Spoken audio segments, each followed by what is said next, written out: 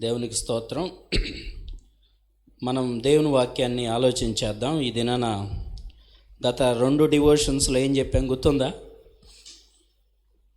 మీ sharings అన్నీ వింటా ఉన్నప్పుడు ఇక్కడ ఉన్న ఆర్గనైజర్స్కి, తర్వాత మిమ్మల్ని తీసుకొచ్చిన సంఘస్థులకి, అంటే పాస్టర్స్కి, అక్క వాళ్ళకి, అన్న వాళ్ళకి నా హంబుల్ రిక్వెస్ట్ ఏంటంటే, జస్ట్ మీరు ఏ బిడ్డలను అయితే ఇక్కడికి తీసుకొచ్చారో వాళ్ళని ఫాలో అప్ చేయండి.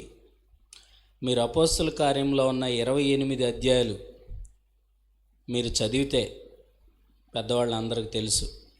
పౌలు, బర్నబా, పేతురు, శిష్యులు, యాకోబు, యోహాను, వీళ్ళందరూ ఎక్కడెక్కడైతే పరిచర్య చేశారో మళ్ళీ ఒక రౌండ్ వేసుకుంటూ వచ్చారు. వాళ్ళని రౌండ్ వేయటువంటి కొడతం కాదు. Follow up is very important. So మన చర్చెస్లో చాలా క్యాంపులు జరుగుతాయి. Program is excellent. సో బిడ్డను కని ఏం చేస్తుంది తల్లి? వదిలేస్తుందా? వదిలేసేవాళ్ళు కూడా ఉన్నారు కదా చాలామంది. సో అలాంటి పరిస్థితి అయితే కాదు. అలాగని that is not a program. Follow up is not a another program. Just it is counselling, mentoring. వారంలో ఒకసారి జస్ట్ వాళ్ళని పలకరించండి. మీరు ఎవరెవరినైతే తెచ్చారో వాళ్ళతో జస్ట్ వాళ్ళు తీసుకున్న నిర్ణయాలను ఒకసారి గుర్తు చేయండి. వాళ్ళు ఆత్మీయంగా బలపడతారు సంఘంలో, సమాజంలో. తర్వాత వాళ్ళు ఉంటున్న చర్చెస్లో యూత్కే కాదు, చాలామందిని వాళ్ళు ప్రభావితం చేసే వ్యక్తులుగా తయారవుతారు. It's my humble request, right? So మొట్టమొదటి దినాన మనం ఎష్యూరెన్స్ ఆఫ్ సాల్వేషన్ విన్నాం. తర్వాత కాలింగ్ అనే విషయాన్ని విన్నాం కదా. యేసుక్రీస్తు ప్రభువారు ఎందుకు పిలుచుకున్నాడు అనగానే మనకు గుర్తు రావాల్సిన రెఫరెన్స్ ఏంటి? మార్క్స్ వార్త 3వ అధ్యాయం 14వ వచనం కదా. ఆయనతో ఉండటానికి ఆయన పవర్ని ఇచ్చాడు, తర్వాత ఆయన పని చేయటానికి.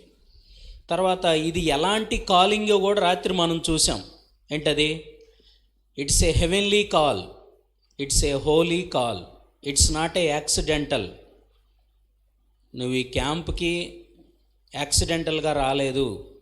దేవుని ప్రణాళిక ఏదో ఉంది.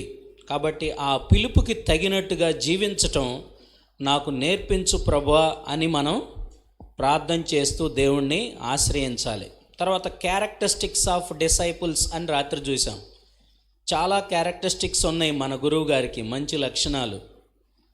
వాటిలో 3 చూసాం. ఏంటవి? సాత్వికము, దేన మనస్సు. ఇవి థియరిటికల్గా చాలా రాయొచ్చు, చెప్పొచ్చు. బట్ ప్రాక్టికల్గా మనం వాటిని ఇంప్లిమెంట్ చేసే టైంలో చాలా టఫ్గా ఉంటుంది. ఎందుకంటే మనందరం బలహీనులం. కాబట్టి ఆ విషయాల్లో దేవుని కనికరం కోసం మనం ఏం చేయాలి? మనం పవిత్రంగా జీవించాలంటే, నిలబడాలంటే ఏం చెప్పారన్న ఇందాక డాక్టర్ని లాస్ట్లో? సామూహిక ప్రార్థన కాదు, అది మంచిదే. చాలాసార్లు కార్పొరేట్ ప్రేయర్లో, సామూహిక ప్రార్థనలోనే మనం సాటిస్ఫై అయిపోతున్నాం. ఎందుకంటే మనకు చాలా బిజీ లైఫ్ లీడ్ చేస్తున్నాం, ఈవెన్ స్టూడెంట్స్ కూడా. బట్ వ్యక్తిగత ప్రార్థన చాలా బలమైంది. ఇక అది చెప్తే కాదు, అనుభవిస్తేనే అర్థమవుతుంది.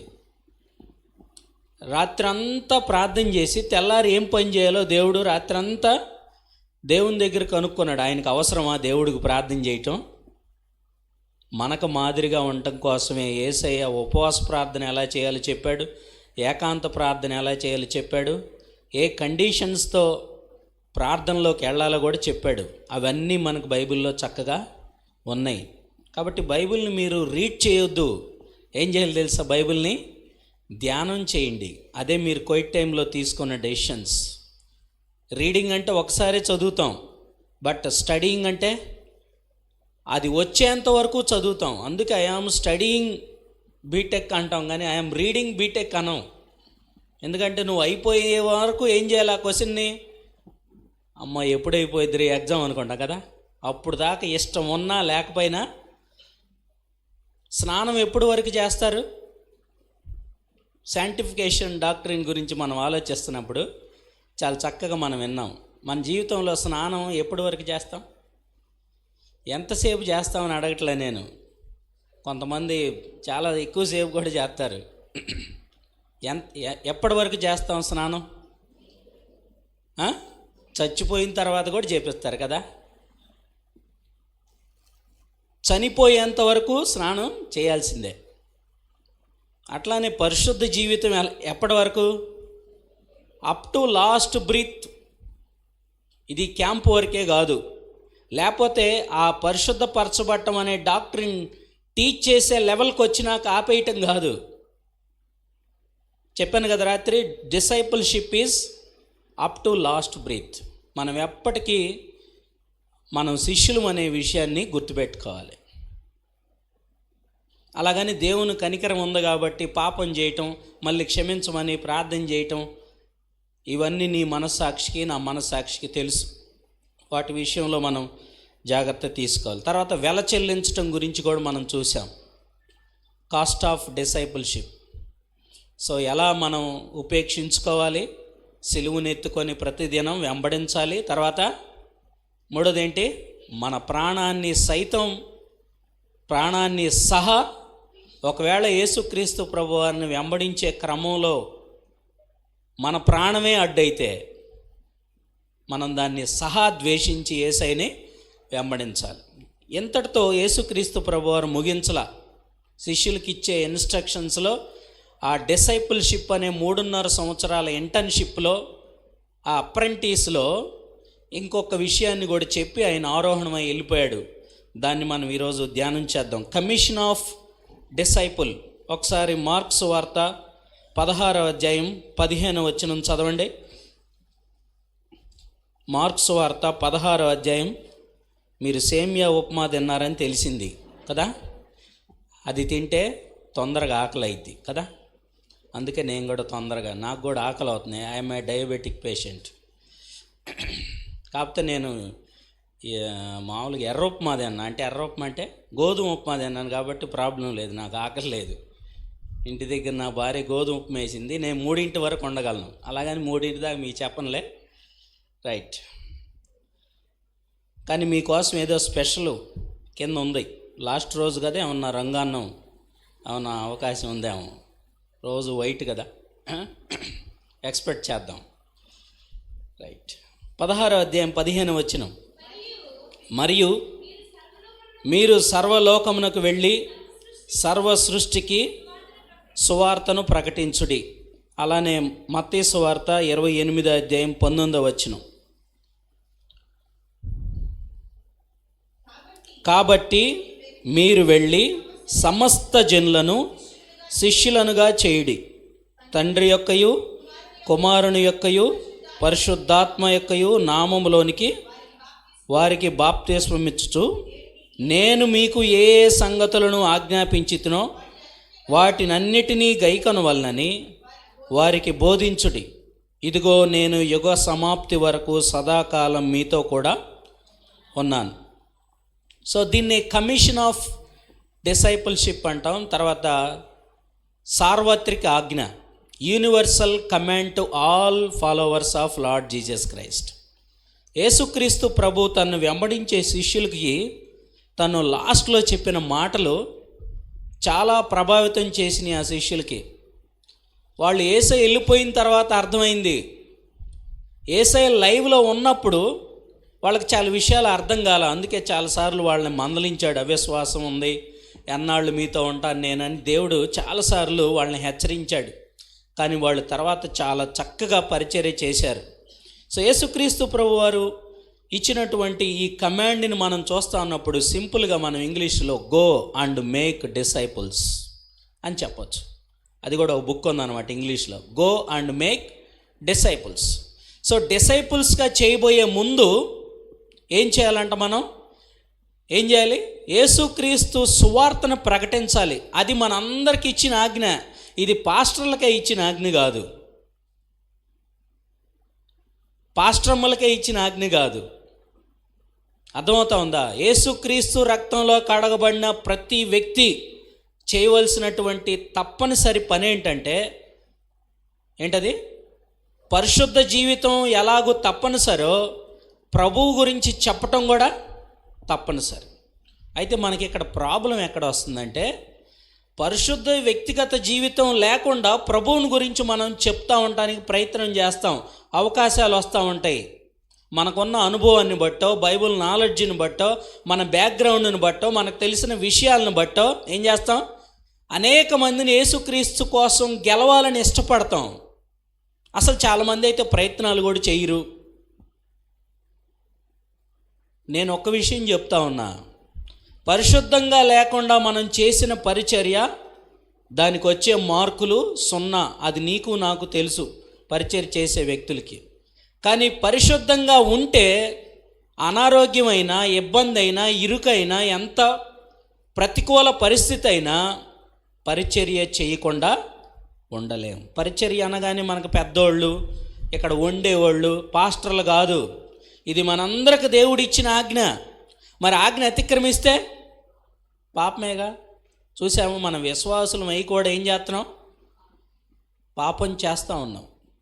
వ్యక్తిగత సువార్త కదా, సమరయ స్త్రీ దగ్గరికి వచ్చి యేసుక్రీస్తు ఎంత చక్కగా సువార్త చెప్పాడు. జక్కేని యేసుక్రీస్తు ప్రభువారు ఆహ్వానించాడు. ఇట్లా మనం ఆలోచన చేస్తూ ఉంటే, మరి సర్వజనాలకి, సర్వలోకానికి సువార్త ప్రకటించవలసిన బాధ్యత ప్రతి శిష్యునికి ఉంది.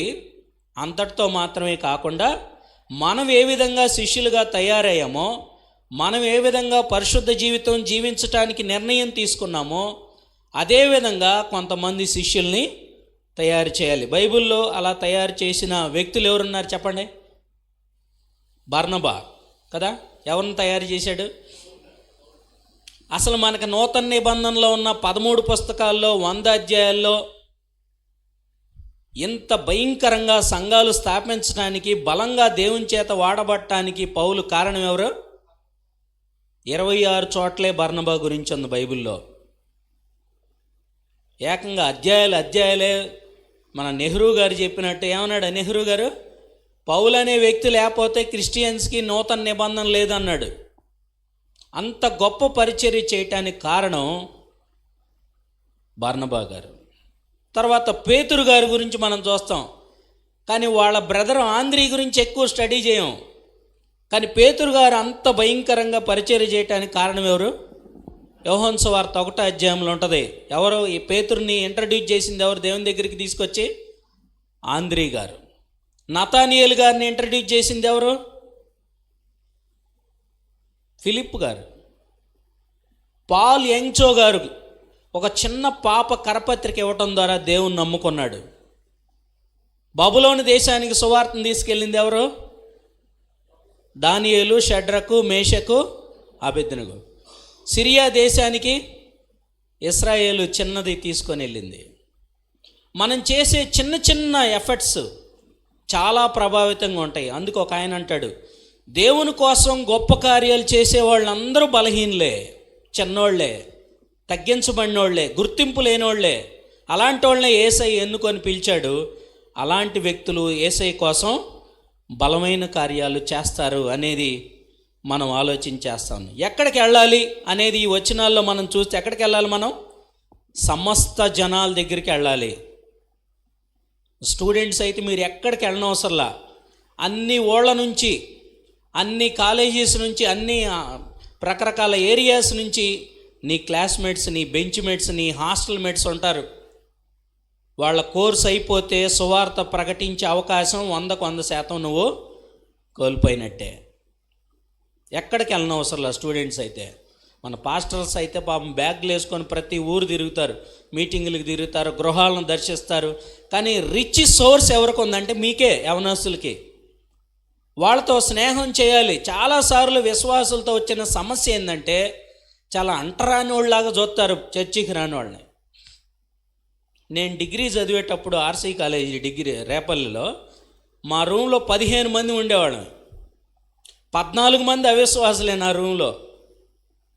ఇక అవిశ్వాసులతో మనం ఉంటే ఆ పాటలు, వేషాలు, డ్యాన్సులు ఎలా ఉంటాయో మనకు తెలుసు. అయినా సరే మనం ఒక మాట చెబితే చాలు, దేవుని మహిమార్థమై చెప్తాను, నా గొప్ప కోసం కాదు. ఆ 14 మందే కాదు, హాస్టల్లో ఉన్న 200 మంది వినేవాళ్ళు. చాలా సమస్యలు దేవుని బిడ్డలు తీర్చగలరు సమాజంలో. ఆ విధంగా only because of our test money. అందుకే అపోస్తుల కార్యం 1:8 మనం చూస్తే ఎక్కడెక్కడ సాక్షులుగా ఉండాలని ఉంది. యోదయ, సమరయ అని చెప్పి చివరిలో ఏమంటాడు, భూ దిగంతముల వరకు we are called to be witness. యేసుక్రీస్తు సాక్షులుగా ఉండటానికి యేసయ్య నిన్ను పిలిచాడు. ఒకవేళ సాక్ష్యం లేకుండా నువ్వు సువార్త చెప్పాలని ప్రకటిస్తే నువ్వు ముందు నీ క్యారెక్టర్ మార్చుకో, నీ మాట్లాడే విధానం మార్చుకో, నువ్వు సెల్ చూసే విధానం మార్చుకో. మీ పేరెంట్స్తో నువ్వు ఒక రకంగా ఉన్నావు, నీతో ఒక రకంగా ఉన్నావు, మీ పాస్టర్ గారు వచ్చినప్పుడు ఒక రకంగా ఉన్నావు, ప్రార్థనప్పుడు ఒక రకంగా ఉన్నావు, కాలేజీలో ఒక రకంగా ఉన్నావు అని నిన్ను కామెంట్ చేస్తే అన్ని ఇందాక చెప్పినట్టు రోమా 2:24 మనల్ని బట్టే దేవుని నామం అవమానపరచబడుతుందా లేదా? అది మనం దేవుని సన్నిధిలో విమర్శ చేసుకోవాల్సిన అవసరం. మనం ఉన్న ప్లేసెస్లో సాక్షులుగా ఉండాలి.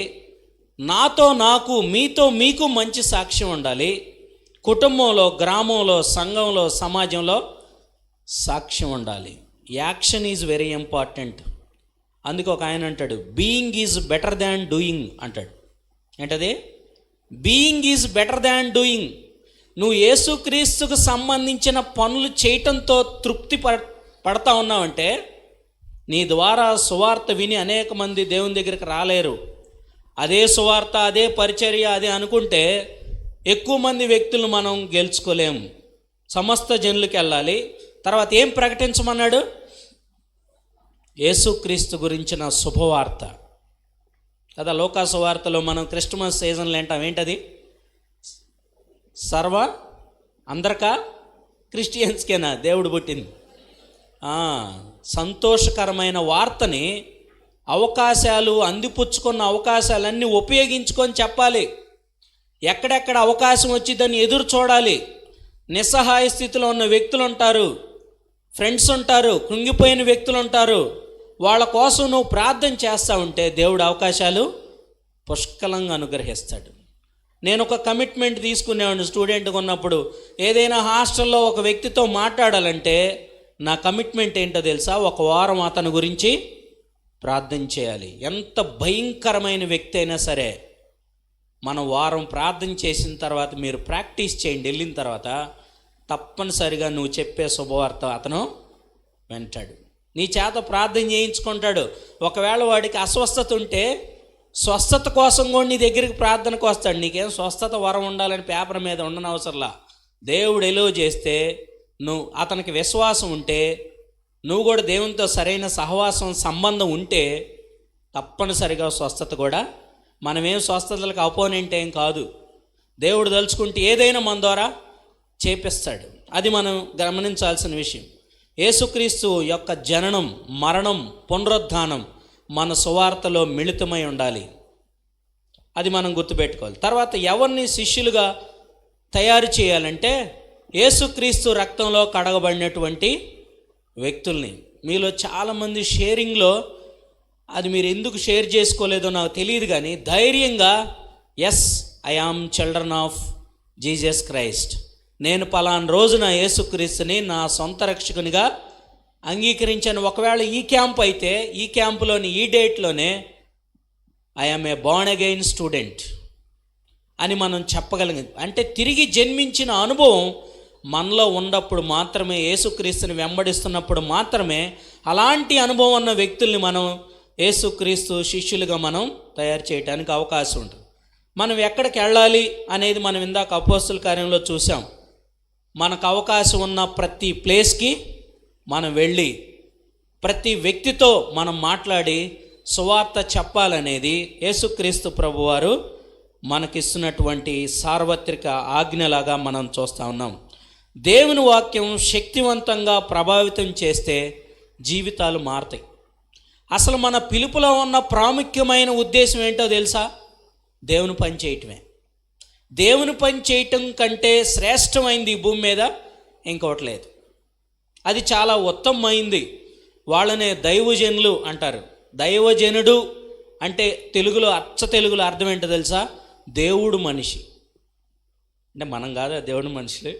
మనం కూడా దేవుడు మనుషులు. చాలా ప్రత్యేకించబడి చాలా చక్కగా దేవుడు వాళ్ళని బ్లెస్ చేసి పరిశుద్ధాత్మ వరంతో నింపి అనేక మంది వ్యక్తుల్ని ప్రభావితం చేసే వ్యక్తుల కింద ఆయన తయారు చేశాడు. అందుకే వాళ్ళ గురించి ఏం రాయబడింది? భూమిని తల్లకిందులు చేసేవాళ్ళు. సరిగా బట్టలు కట్టుకోవటం రాని పేతురు ఎక్సలెంట్గా మెసేజ్ ఇచ్చాడు కదా. అంత శక్తివంతులుగా దేవుడు మనల్ని కూడా తీర్చిదిద్దాడు. అలా మనం ఆ ప్రాక్టీస్లో వెళ్ళకపోతే, సువార్తను ప్రకటించడానికి ఇష్టపడకపోతే, మనం కూడా యేసుక్రీస్తు ప్రభువారు ఇచ్చిన ఆజ్ఞని అతిక్రమించినటువంటి వ్యక్తులంగా అవుతాం. కాబట్టి మనం ఇక్కడ చూస్తూ ఉన్నప్పుడు మంచి వార్తని, సువార్తని, సంతోషకరమైన యేసుక్రీస్తు ప్రభువారి యొక్క జననాన్ని, మరణాన్ని, పునరుద్ధానాన్ని మనం చెప్పాల్సిన అవసరం ఉంది. మనం ఆలోచించేస్తాం. ఇట్లా చెప్పినటువంటి ఒక బిలీవింగ్ గ్రూపు ఓల్డ్ టెస్టిమెంట్లో నుంచి ఉన్నారు. వాళ్ళ గురించి చెప్పి నేను నా వర్తమానాన్ని ముగిస్తాను. అది దానియేలు గ్రంథంలో నుంచి మనం ఒకసారి ఆలోచించేద్దాం. దానియేలు గ్రంథం మొదటి 6 అధ్యాయాల్లో అక్కడక్కడ వచనాల అవసరాన్ని బట్టి నేను చదివినిపించడానికి ఇష్టపడతాను. దానియేలు గ్రంథం 1, 3, 6 అధ్యాయాల్లో మనం ఆలోచించేస్తాం. దానియేలు గ్రంథం 1వ అధ్యాయం 8వ వచనం, జస్ట్ 3 వచనాలు రాసుకోండి. దానియేలు గ్రంథం 1వ అధ్యాయం 8వ వచనం గురించి మనం మాట్లాడతాం. తర్వాత 3వ అధ్యాయం 6వ వచనం, 6వ అధ్యాయం 7వ వచనం. దానియేలు గ్రంథంలో 1వ అధ్యాయం 8వ వచనం, 3వ అధ్యాయం 6వ వచనం, 6వ అధ్యాయం 7వ వచనం. ఏ విధంగా అన్ని దేశంలో దానియేలు, షడ్రకు, మేషకు, అబేద్నెగోలు దేవుని నామాన్ని గణపరిచారో మనం ఆలోచించేస్తాం. నేను ఈ 6 అధ్యాయాల్లో మనకి దానియేలు, షడ్రకు, మేషకు, అబేద్నెగోకు వచ్చిన 3 పరీక్షలకి మీకు మెయిన్ వర్సెస్ చెప్పాను. ఏంటో ఆ 3 పరీక్షలు మీ అందరికి తెలుసు కాబట్టి నేను స్పీడ్గా వెళ్తాను. ఏంటి ఇది? ఫస్ట్ ఎగ్జామ్ ఏంటి? భోజనం. ఏం భోజనం?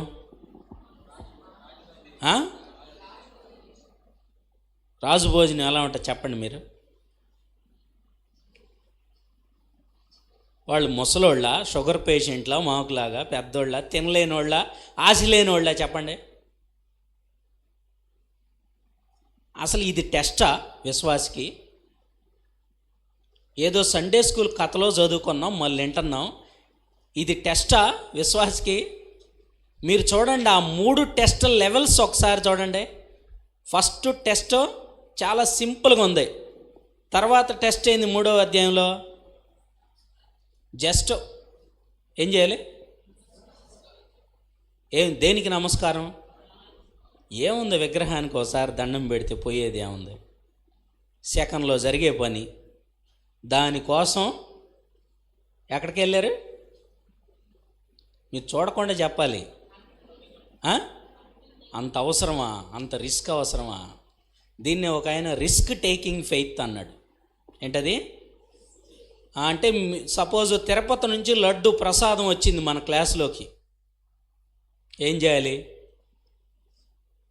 అన్నీ మంచియే, పౌలు గారు చెప్పాడు ప్రార్థన చేసుకొని తినమన్నాడుగా. మనకు వాక్య జ్ఞానం చాలాసార్లు ప్రమాదమే. దేవా నీకు స్తోత్రం, నాకు ఆత్రం. మా హాస్టల్లో ప్రార్థన చేసేవాళ్ళు కోడిగుడ్డు వేస్తే అన్నంలో కప్పేసి దాని మీద చెయ్యేసి ఎంతసేపు ప్రార్థన చేస్తారు? ఒక ఆయన ప్రార్థన చేసేలో భోజనం తినటం అయిపోయిందంట. చాలాసార్లు ప్రార్థన పబ్లిక్లో ఎంతసేపు చేయాలి, వ్యక్తిగతంగా ఎంతసేపు చేయాలి, స్టార్టింగ్ ప్రేయర్ ఎంతసేపు చేయాలి? ఐడెంటిటీ క్రైసిస్ ఉంటుంది మనకి. దానికోసం ఎక్కడెంతసేపు చేయాలో తెలిసినా మైకు మింగేవాళ్ళు చాలామంది ఉంటారు. ఇది భోజనానికి సంబంధించిన పరీక్ష. అసలు పరీక్షనా విశ్వాసికి? మన పరీక్షలు మన ఆత్మీయ జీవితంలో ఎలా ఉంటాయి తెలుసా? చిన్నగా స్టార్ట్ అవుతాయి, చిన్న చిన్నవి. తర్వాత 2వ పరీక్ష, 3వ పరీక్ష సింహాల బోను. వీళ్ళు ఏమైనా తప్పు చేశారు ఈ పరీక్షల్లో? వీళ్ళు నిజంగా లిటరల్గా ఏమైనా తప్పు చేశారా? వాక్యానికి విరుద్ధంగా ప్రవర్తిస్తున్నారా? వీళ్ళు ఏమైనా ముసలోళ్ళ? అంతా అయిపోయి బాగా దైవజనులయ్యి వాక్యం బాగా తెలిసి వాక్యాన్ని బాగా బోధిస్తున్న వాళ్ళకి వచ్చినాయా? కరెక్ట్గా మీ ఏజ్ గ్రూప్ వాళ్ళే, దానియేలు, షడ్రకు, మేషకు, అబేద్నెగోలు. ఇది ముసలోళ్ళకి సంబంధించింది కాదు, సేవకులకు సంబంధించింది కాదు. వీళ్ళు ఎక్కడున్నారు? వాళ్ళ భాష మారింది, వాళ్ళ పేర్లు మారినాయి, వాళ్ళ ఫుడ్ మారింది. కానీ 6 అధ్యాయాలు మీరు ఇంటికి వెళ్ళి చదవండి, వాళ్ళ హృదయం మాత్రం మారలా. హృదయంలో యేసుక్రీస్తుకి ఇచ్చిన స్థానం, సువార్త చెప్పాలనే ఆ ఆరాటం, అంది వచ్చిన ప్రతి అవకాశాన్ని, ప్రతి టెస్ట్లో చివరిలో ఇది మా గొప్పతనం కాదు, మేము నమ్మిన, అసలు వాళ్లే కాదు అక్కడ ఉన్న అన్ని జనుల రాజులు, 3 రాజుల పరిపాలన కాలంలో ఈ 6 అధ్యాయాలు మనం చూస్తాం. వాళ్ళందరూ యేసుక్రీస్తు గురించి, తండ్రి అయిన దేవుని గురించి ఇచ్చిన గొప్ప సాక్ష్యం ప్రతి టెస్ట్ వెనకాల మనం చదువుతాం. 1వ అధ్యాయం 8వ వచనం చదవండి.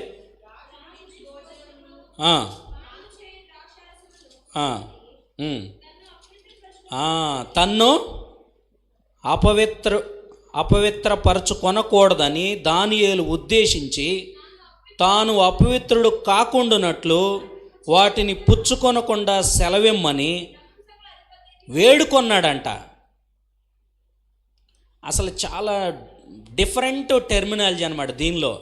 ఒక వ్యక్తి ఎదుటి వ్యక్తి యొక్క అంగీకారాన్ని మనం పొందటానికి మనం 3 పదాలు వాడతాం.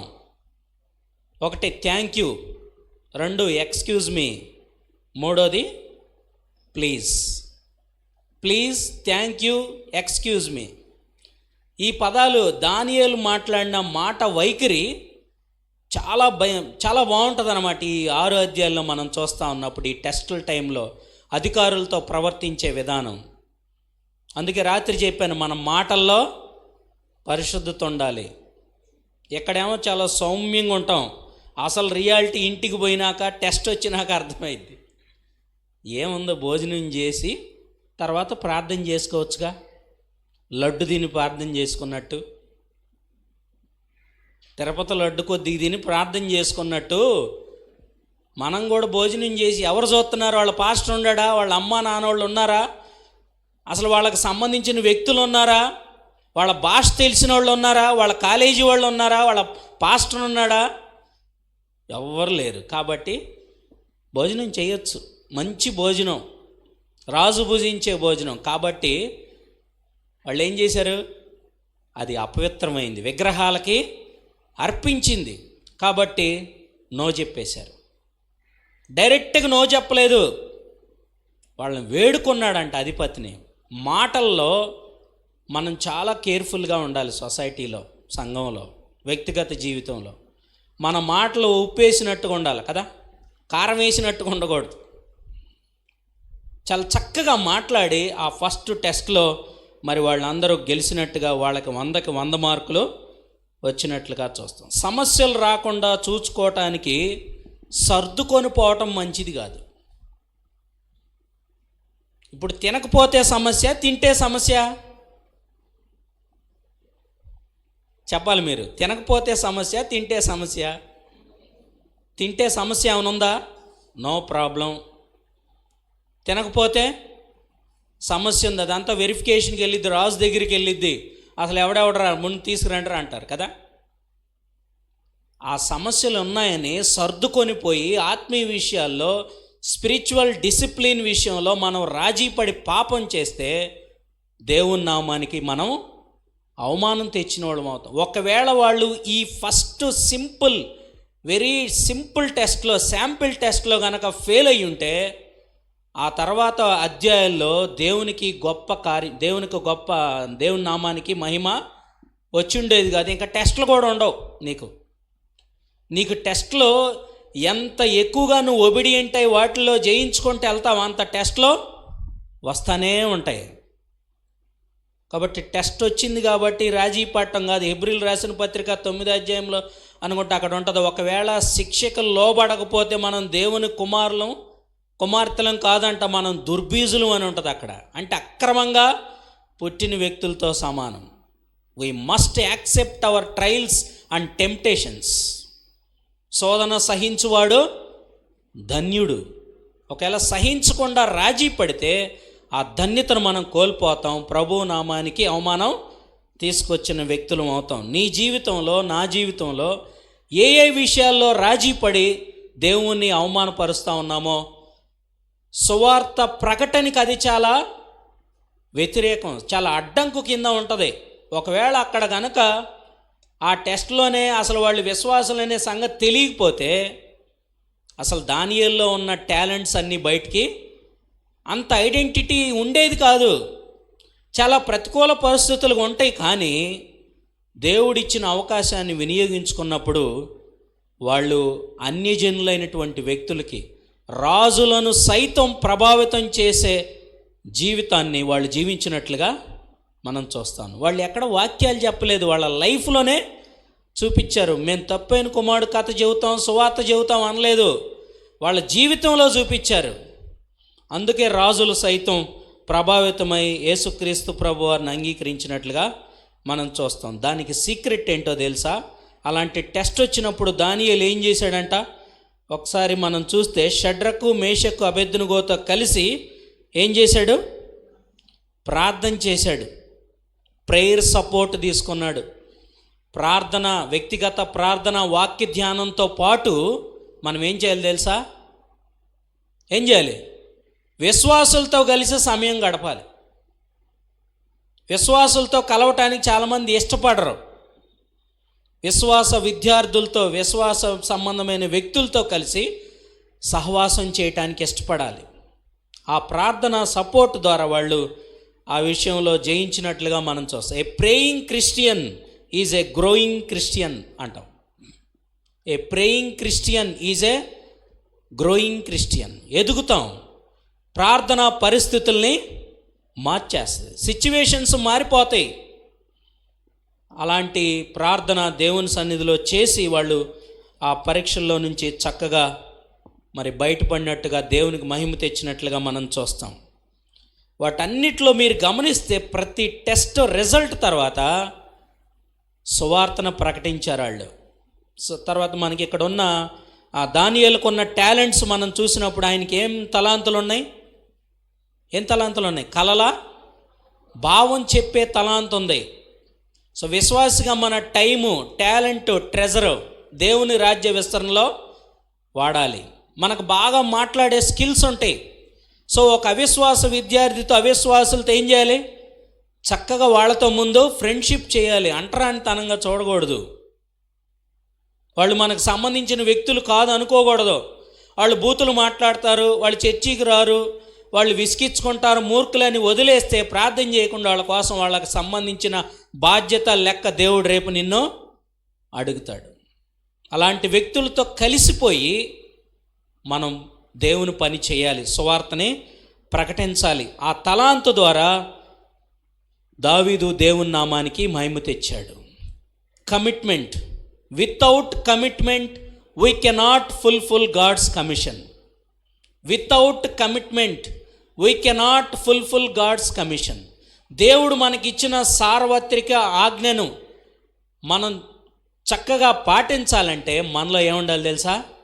కమిట్మెంట్ ఉండాలి, సమర్పణ కలిగిన జీవితం ఉండాలి. మరి సమర్పించుకున్నారు, ఆ టెస్ట్ అయిపోయింది. నెక్స్ట్ ఏమైంది? ఆ టెస్ట్ అయిపోయిందిగా, వాళ్ళకు ఒక గుర్తింపు వచ్చిందిగా, వాళ్ళకు ఒక ప్లేసు, ఐడెంటిటీ వచ్చింది. అంత మాత్రాన శ్రమలో, నిందలు ఆగినాయా? టెస్ట్లు ఏమైనా ఆగినాయా? అసలు టెస్ట్ రేంజ్ పెరిగింది. సంక్షోభం పెరిగితే సమర్పణలో తేడాలు రాకూడదు. కమిట్మెంట్ లెవెల్స్ క్రైసిస్ను బట్టి పడిపోకూడదు. క్రైసిస్ పెరుగుతూ ఉంటే కమిట్మెంట్ లెవెల్ కూడా పెరిగిపోవాలి. ఎస్, దేవుడు ఎలో చేశాడు. దేవుడు ఎందుకు ఎలో చేశాడో తెలీదు. చిన్న చిన్న టెస్ట్లే, వాటిల్లో మనం నమ్మకంగా ఉంటే. రెండో టెస్ట్ ఏంది? విగ్రహానికి మొక్కే విషయంలో కూడా 3వ అధ్యాయం 16-17 వచనాల్లో ఏముంది? ఒకసారి చదవండి. రెండో టెస్ట్లో వాళ్ళు ఏం చేశారో.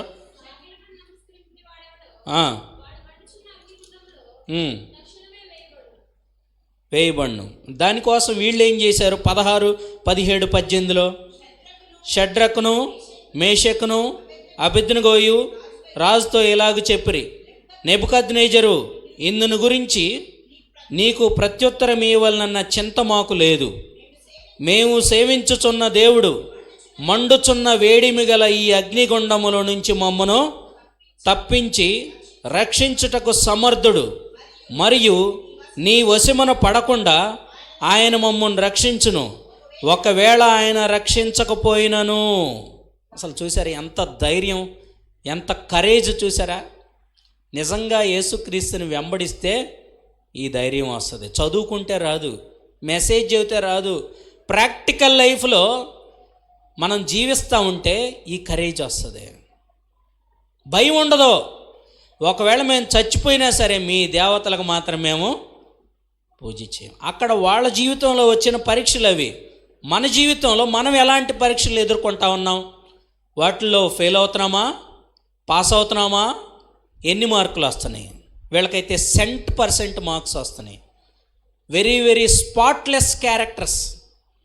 ఆదికాండంలో జోసెఫ్, డానియల్ బుక్లో వీళ్ళ నలుగురు స్పాట్లెస్ క్యారెక్టర్స్. ఎక్కడన్నా దావీదు జీవితంలోనన్నా ఒక వ్యభిచారం చేశాడనే మచ్చ ఉందేమో కానీ, లేకపోతే ఇంకొక వ్యక్తుల జీవితాల్లో కొన్ని క్యారెక్టర్స్ స్టడీ చేస్తూ ఉన్నప్పుడు ఉన్నాయి కానీ జోసెఫ్ లైఫ్ స్టైల్లో దానియేలు, షడ్రకు, మేషకు, అబెద్నెగో వాళ్ళ జీవితంలో ఎక్కడా మచ్చ లేకుండా వాళ్ళు జీవించారు. అందుకే 3వ టెస్ట్లో అది మనం చూస్తాం. దేవునికి మహిమకరంగా మాట్లాడారు. 2వ టెస్ట్లో 28వ అధ్యాయంలో 28వ వచనం చూడండి. 3:28 నెబుకద్నెజరు, షడ్రకు, మేషకు, అబెద్నెగోని వీరు దేవుడు గ్లోరిఫైయింగ్ గాడ్, దేవుని నామానికి మహిమ తెచ్చారు. నేను నిన్న చెప్పాను, మనం యేసుక్రీస్తుని నమ్ముకున్నాక 2 పనులు చేయాలి. ఏంటది? దేవుణ్ణి మహింపరచాలి, దేవుడు పని చేయాలి. దేవుణ్ణి మహింపరచాలి, దేవుని పని చేయాలి. ఈ 2 వీళ్ళు అన్య దేశంలో చేశారు. సపోర్ట్ లేకుండా చేశారు. యవనస్తులయ్యుండి చేశారు. వాళ్ళ హృదయంలో చెక్కు చెదరని విశ్వాసం మనం చూస్తున్నాం. వాళ్ళ జీవితంలో చెక్కు చెదరని విశ్వాసం. దేవుని మీద ఎంత నమ్మకం ఉంది, ఎంత గట్స్ ఉండాలి చెప్పండి. ఆ మాట చెప్పాలంటే మనం లిటరల్గా ఈ బుక్లో ఎలా చదువుతున్నాం కానీ అదే సిచ్యువేషన్లో మనం ఉంటే మన పరిస్థితి ఏం చెప్పండి. ఇప్పుడే ఎవరన్నా చీరాలు వచ్చి యేసుక్రీస్తుని నమ్ముకున్నాం, కొడుతున్నాం, మీరు ఇక్కడ కూర్చోకూడదు, ప్రార్థన బైబిల్ పడేస్తావా లేదా అని ఎవడన్నా 4-5 లాఠీలు తీసుకొని వస్తే మన పరిస్థితి ఏంది? బైబిల్ లేదు, గీబుల్ లేదు, ఈసిరి పడేసి వెళ్ళిపోతాం. అవునా కదా? అది ప్రాక్టికల్గా అనుభవిస్తే తెలిసింది. అలా మీరు ఉంటారని నేను అనుకోవట్లేదు. కానీ ఇక్కడ మనం యవనస్తులు, మన ఏజ్ గ్రూప్లో ఉన్న వ్యక్తులు, వాళ్ళు ఎదుర్కొన్న పరీక్షలకు వచ్చిన రిజల్ట్లో వాళ్ళు ఇండైరెక్ట్గా దేవుని గురించిన సువార్తని ప్రకటిస్తూ ఉన్నారు. సార్వత్రిక ఆజ్ఞని పాటిస్తూ ఉన్నారు. దేవుని నామానికి మహిమకరంగా జీవిస్తూ ఉన్నారు. వాళ్ళకున్న టాలెంట్స్ని బట్టి, వాళ్ళకు వచ్చిన అవకాశాలను బట్టి. నువ్వు అంది వచ్చిన అవకాశాలని వృధా చేసుకొని వ్యక్తులకి వ్యక్తిగతంగా యేసుక్రీస్తుని పరిచయం చేయకపోతే ప్రతి సువార్త చివరిలో ఆరోహణం అవుతా దేవుడు చెప్పిన ఆజ్ఞని మనం అతిక్రమిస్తూ ఉన్నాం. వాళ్ళ లెక్క దేవుడు మనల్ని ఒకనొక దినాన్ని అడుగుతాడు. 3వది చెప్పి నేను క్లోజ్ చేస్తాను. 3వ పరీక్ష ఏంది? అసలు ఈ 3వ పరీక్ష తేవటానికి ఎలాంటి రీజన్ లేదు. మీరు 6వ అధ్యాయము 1వ వచనం నుంచి 7వ వచనం దాకా చదివితే కొంతమంది ప్లాన్ వేశారు. ఎందుకు? 3వ పరీక్ష టయానికి దానియేలు వయసు 80 సంవత్సరాలు. ఏం ప్లాన్ వేశారు? అసలు వీడు ఎక్కడ దొరకట్లేదు, ఈడొక్క ప్రార్థన చేసే దగ్గరే దొరుకుతున్నాడు. ఎంత స్పాట్లెస్ క్యారెక్టర్ చూడండి. 4వ వచనంలో ఉంటుంది అది. అందుక ప్రధానులు, అధిపతులను రాజ్యపాలన విషయంలో దానియేలు మీద ఏదైనా ఒక నింద మోపాలని ఉండి తగిన హేతువు కనిపెట్టుచుండిరి. కానీ దానియేలు నమ్మకస్తుడై ఏ నేరమైనను ఏ తప్పైనను చేయువాడు కాడు గనుక దానియేలులో తప్పైనను లోపమైనను. What a wonderful testimony. ఇలాంటి సాక్ష్యం మనకు ఉండాలి. ఈ అమ్మాయి చెబితే ఇంతే, ఈ అబ్బాయి చెబితే ఇంతే, అన్న చెబితే అంతే అనాలి. ఇస్సాకు కూడా అంతే, మా నాన్న చెప్పాడు అంతే, వచ్చేస్తున్నాను, వచ్చేసి పనుకున్నాడు అంతే చనిపోవటానికి. నన్ను చంపుతున్నాడని ఇస్సాకు తెలియదు, మా నాన్న చెప్పాడు కాబట్టి 100% చేస్తా. అంత మంచి సాక్ష్యం మన దగ్గర నుంచి దేవుడు కోరుకుంటాను. సాక్ష్యం అంటే చాలాసార్లు మనం నిలబడి ఏడిసి చెప్పిందే కాదు, మన గురించి సంఘం సాక్ష్యం ఇవ్వాలి, మనం ఉంటున్న ఇంట్లో సాక్ష్యం ఇవ్వాలి. సంఘం కంటే ముందు మీ పేరెంట్స్ ఇవ్వాలి, మీ హస్బెండ్స్ ఇవ్వాలి, మీ వైఫ్స్ ఇవ్వాలి. అక్కడ ఉండదు, ఇక్కడ మైకులు పగిలిపోతాయి చాలాసార్లు మనకి. మన సంఘంలో, సమాజంలో చాలా చోట్ల మనం వర్క్ చేసే ప్లేస్లో ఉంటుంది, కానీ మన సొంతూరులో ఉండదు సాక్ష్యం. అసలు పరిచర్య కూడా ఆంధ్రే మొదలుపెట్టింది వాళ్ళ ఇంట్లో వాళ్ళ దగ్గర నుంచే మొదలుపెట్టాడు. దానికి సంబంధించిన లెక్క కూడా దేవుడు మనల్ని అడుగుతాడు. సువార్త సంగతి తర్వాత, సాక్ష్యం లేకపోతే మనం చెప్పే సువార్తలో ఫలం రాదు, వ్యక్తులు పరిచర్యకు ఏడవరనే విషయాన్ని మనం చూస్తాం. ఇక్కడ చూస్తే ఏ లోపం లేదంట. 5వ వచనంలో, అందుకు ఆ మనుషులు అతని దేవుని పద్ధతి విషయమందే కానీ మరి ఏ విషయమందనో. అసలు ఈ సాక్ష్యం దేవుడు మన కోసం ఇస్తే ఎంత చక్కగా ఉంటుంది చూడండి. ఒక దేవుణ్ణి ఆరాధించే విషయంలోనే, don't compromise in all spiritual matters. ఆత్మీయ విషయాల్లో రాజీ పడి, స్పిరిచువల్ డిసిప్లిన్ విషయంలో మనం రాజీ పడి, దేవునికి అయిష్టంగా ఎవరు చూడలేదు. ఈ టెస్టులన్నీ ఎవరు చూస్తున్నారండి? అసలు వాళ్ళ మీద కన్నేసిన వాళ్ళు, వాళ్ళని పరీక్షించేవాళ్ళు, మెంటార్ చేసేవాళ్ళు ఎవరన్నా ఉన్నారా? లేరు. ఏముంది, ఒకసారి ఇట్ట మొక్కి దేవా నన్ను క్షమించు అంటే సరిపోద్ది.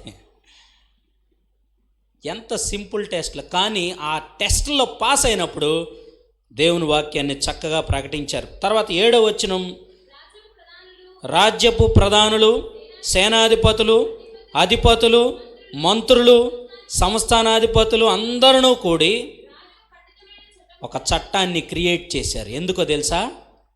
దానియేలు ఎదిగిపోతున్నాడు. దానియేలుకి ఐడెంటిటీ వచ్చింది. దానియేలు ఒక్కడే కాదు, మళ్ళీ ఇంకో 3 తీసుకొచ్చాడు. అది ఓర్చుకోలేక ఒక చట్టాన్ని క్రియేట్ చేశారు. 7వ వచనంలో అది లాస్ట్లో ఉంటుంది. ఏ మనవి చేయకూడదు, ఎవడైనా నువ్వు చేసిన ఎడల వాడు సింహముల గుహలో పడదోయబడును. రాజా ఈ ప్రకారముగా రాజు శాసనము పుట్టించారంట. చూడండి అసలు ఎంత చక్కగా రాశారు. పుట్టించారు, క్రియేట్ చేశారు. క్రియేట్ చేస్తారు. నిన్న రాత్రి మనం చూసాం, సిలువను గురించి నిందలు, అవమానాలు ఉంటాయి. ఆ విషయంలో దానియేలు ఎక్కడ వాళ్ళ మీద శాపం ఉపయోగించలా, వాటిని ఏం చేశాడు? బేర్ చేశాడు. నిన్న చూసాం కదా, బేరింగ్ ద క్రాస్. వాటిని మనం భరించాలి. ఇన్ని సంవత్సరాలు ఇంత నమ్మకంగా ఇన్ని టెస్టుల్లో దేవుణ్ణి అనుసరిస్తూ ఉంటే, ఆయన వాక్యాన్ని చెప్తూ ఉంటే, అవసరాన్ని బట్టి, అనుకూలతను బట్టి, ఇంకా ఈ వయసులో కూడా టెస్టా అనుకోలే దానియేలు. టెస్ట్ రేంజ్ పెరిగింది. నేను ఇందాక చెప్పాను కదా, క్రైసిస్లో కూడా కమిట్మెంట్ లెవెల్స్ తగ్గకూడదు. అసలు అవి పెరుగుతాయని ఒక విశ్వాసిగా మెంటల్గా మనం స్ట్రాంగ్గా నమ్మాలి. అప్పుడే దేవుడు గొప్ప కార్యాలు చేస్తాడు. చూడండి అక్కడ మనం చూస్తే 10వ వచనంలో, ఇట్టి శాసనం సంతకం చేయబడినని దానియేలు తెలుసుకొనినను అతడు తన ఇంటికి వెళ్ళి యథాప్రకారంగా అనుదినం ముమ్మారు మోకాళ్ళుని తన ఇంటి పైగది కిటికీలు యెరూషలేము తట్టునకు తెరవబడి ఉండగా తన దేవునికి ప్రార్థన చేయుచు ఆయనను. ఒక్కసారి ప్రార్థన చేసి, ఇట్లాంటి చట్టం తెచ్చిన వాళ్ళ నుంచి కాపాడు అని ఒకసారి ప్రార్థన చేసి ఆ ప్రార్థనని కంటిన్యూ చేయకుండా లేడు. ఆడ ప్రజెంట్ కంటిన్యూస్లో చూడండి. దేవునికి ప్రార్థన చేయుచు ఆయనను స్తుతించుచు.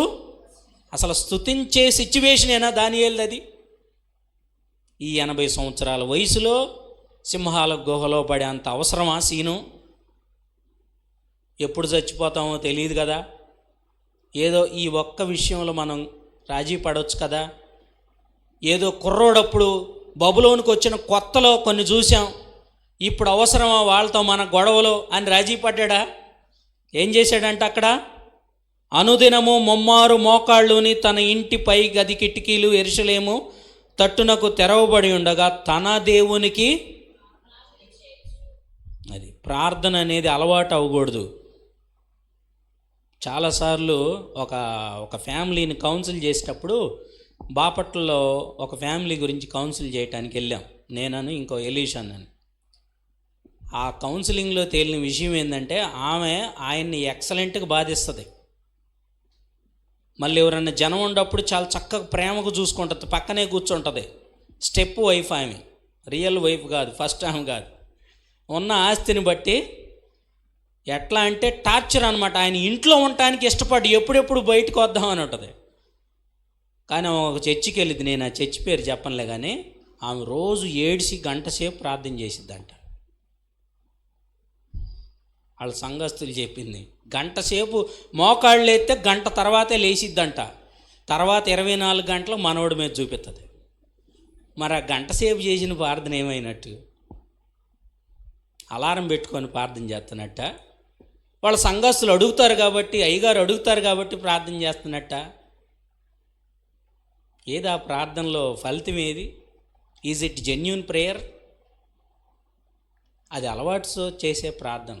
మనం అలవాటుతో చదివే బైబిల్ ధ్యానం ఉపయోగం ఉండదు, అలవాటుతో చేసే ప్రార్థనలో ఉపయోగం ఉండదు.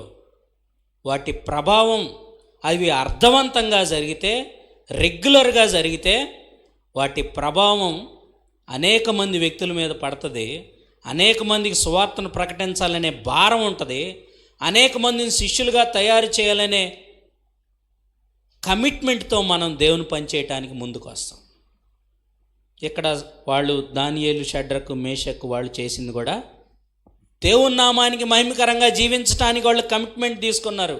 నేను మళ్ళా చెబుతా ఉన్నా, without commitment we cannot fulfil God's commission. దేవుని యొక్క సార్వత్రిక ఆజ్ఞని మనం 100కి 100% ఫుల్ఫిల్ చేయాలంటే, దేవునికి మహిమకరంగా జీవించాలంటే కమిట్మెంట్ తీసుకోవాలి. శ్రమల్లో, శోధనలో సైతం చెక్కు చెదరని విశ్వాసంతో దేవుని కోసం నిలబడితే దేవుని నామానికి మహిమకరంగా మనం జీవిస్తాం. రాజులు సైతం ఏమయ్యారు? మీ దేవుడే నిజమైన దేవుడు, గాడ్ డాక్టరీని చెప్పల వాళ్ళు వాళ్ళ లైఫ్లో చూపించారు. శాంటిఫికేషన్ అంటే జీవించటమే, జస్టిఫికేషన్ అంటే రక్షించబడటం, శాంటిఫికేషన్ అంటే నీ లైఫ్లో పరిశుద్ధాత్మ దేవునితో కలిసి నువ్వు నడుస్తూ ఉంటే మనం చక్కగా దేవుని కోసం బ్రతుకుతాం. అనేక మంది వ్యక్తుల్ని దేవుని కోసం మనం గెలుచుకుంటాం. జోసఫ్ లైఫ్లో కూడా 3 P'లు చెప్పి నేను ముగిస్తా. జోసఫ్ లైఫ్లో కూడా ఎలా ఉన్నాయంటే, ఫస్ట్ గుంటలో పడేశారు వాళ్ళ బ్రదర్స్, పిట్ గుంట. తర్వాత ఎక్కడికి వెళ్ళాడు? ఐగుప్తు దేశానికి వెళ్ళాడు.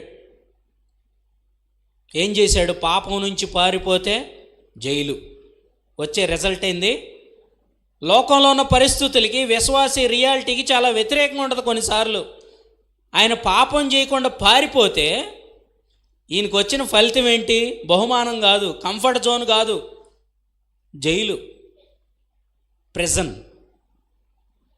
దాంట్లో నుంచి, ఆ నిందల అవమానాల నుంచి, వాటన్నిటిలో నుంచి వెళ్ళిపోతే తర్వాత ఆయన ఏమైనాడు? ఐగుప్తు దేశానికి ప్రైమ్ మినిస్టర్ అయ్యాడు.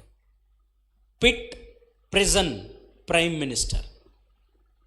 నువ్వు నిజంగా నిన్ను ఉపేక్షించుకొని, సిలువను ఎత్తుకొని భరిస్తూ దేవుని వెంబడించే విషయంలో వచ్చిన ప్రతికూల పరిస్థితుల్ని విసర్జించి దేవుని కోసం నిలబడి కమిట్మెంట్ తీసుకుంటే, నిజ శిష్యునిగా జీవించడానికి ఇష్టపడి సమర్పణ కలిగి క్రైసిస్లో కూడా దేవుణ్ణి ఆశ్రయిస్తే మనం దేవుని కోసం నిలబడతాం. అనేక మంది వ్యక్తుల్ని యేసుక్రీస్తు ప్రభువారు చెప్పిన ఆజ్ఞను అతిక్రమించకుండా పాటించడానికి అవకాశం ఉంటుంది. కాబట్టి ఇది దేవుడు మనకిచ్చిన కమిషన్. కమిషన్ కంటే ముందు వ్యక్తిగతంగా మన పరిశుద్ధ జీవితాన్ని మనం ఆలోచించేసుకుంటూ దేవుడిచ్చినటువంటి వాక్యాన్ని మనం, ఒక విశ్వాసి ఒక పక్షి ఎగరటానికి 2 రెక్కలు ఎంత ప్రాముఖ్యమో, ఒక విశ్వాసి ఆత్మీయంగా బలపడి దేవుని కోసం జీవించడానికి వాక్య ధ్యానం, అర్థవంతమైన వాక్య ధ్యానం, అర్థవంతమైన ప్రార్థనా సమయం చాలా ఉపయోగపడతాయి. ఇవి రెగ్యులర్గా మనకు అలవాటు అవుతాయి. రెగ్యులర్గా మనం పదే వాడుతుంటాం కాబట్టి మనకు వాటి వాల్యూ చాలాసార్లు తెలియపోవచ్చు.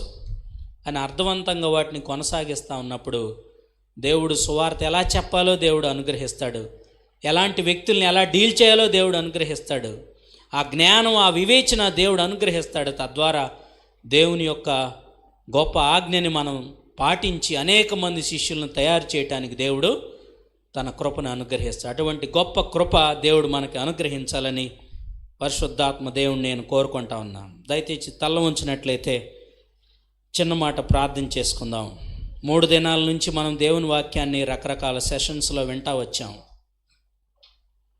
దేవుడు మన జీవితాల్లో ఇచ్చిన బ్లెస్డ్ సాల్వేషన్ ఎంత గొప్పది. నశించి నరకానికి దగ్గరగా ఉన్న మన జీవితాలను దేవుని యొక్క పవిత్రమైన రక్తంలో కడగబట్టడం ద్వారా, పశ్చాత్తాపడి ప్రార్థన చేయటం ద్వారా దేవుడిచ్చిన రక్షణ భాగ్యాన్ని పొందుకున్నాం. ఒక అధికారుల నుంచో లేకపోతే సీఎం నుంచో పిఎం నుంచో ఒక గిఫ్ట్ వస్తే దాన్ని మనం చెప్పమా? దాన్ని మనం స్టేటస్ పెట్టుకోమా? ఆ ఆనందకరమైన సమయాన్ని అనేక మందితో సెలబ్రేట్ చేసుకోమా? దానికంటే ప్రాముఖ్యమైన గిఫ్ట్, దానికంటే కూడా శ్రేష్టమైనటువంటి వరం రక్షణ భాగ్యం. మరి దాని గురించి మనం ఎంతమందికి చెప్తా ఉన్నాం? చెప్పాలని మనం కమిట్ చేసుకుందాం. దేవుని సార్వత్రిక ఆజ్ఞను శిరసాహించడానికి, దాని ప్రకారం జీవించటానికి తగిన పరిశుద్ధ జీవితం జీవించేటట్లు సహాయం చేయమని దేవుని సన్నిధిలో మనం వేడుకుందాం. పరిశుద్ధపరచబట్టం అనేది అప్ టు లాస్ట్ బ్రీత్ వరకు మనం ప్రాక్టీస్ చేయవలసిందే. ఆ విషయంలో మనం తీసుకున్న నిర్ణయాలను పరిశుద్ధాత్మ దేవుడు చూస్తూ ఉన్నాడు. వాటిని తన పరిశుద్ధాత్మ చేత ముద్రిస్తూ ఉన్నాడు. ఆ నిర్ణయాలకు తగిన విధంగా జీవించటానికి పరిశుద్ధాత్మ దేవుడికి మనకు సహాయం చేస్తాడు, మనం ఆశ్రయిస్తే. అటువంటి గొప్ప తీర్మానంతో ఈ క్యాంప్ నుంచి మనం వెళ్ళటానికి ప్రయత్నం చేద్దాం.